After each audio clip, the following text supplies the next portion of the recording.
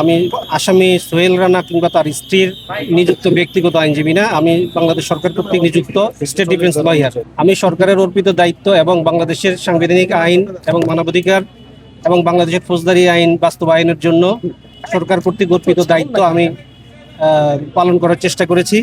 State defence lawyer হিসেবে যেই মামলায় আসামির সর্বোচ্চ শাস্তির বিধান রয়েছে, এই ধরনের এক অপরাধ এটা, আমি আমার সেই দায়িত্বটুকু আসামির পক্ষে যেন বিচারটা স্বচ্ছ হয়, নিরপেক্ষ হয়, দেশ এবং দেশের বাইরে যেন এই বিচার প্রক্রিয়া প্রশ্নের সম্মুখীন না হয়, সেজন্য আমি এই আসামি পক্ষে চেষ্টা করেছি যেন বিচারটা আসামি পক্ষে মামলা পরিচালনা করেছি এবং চেষ্টা করেছি বিচারটা যেন প্রশ্নের সম্মুখীন না হয়, ত্রুটিমুক্ত হয়।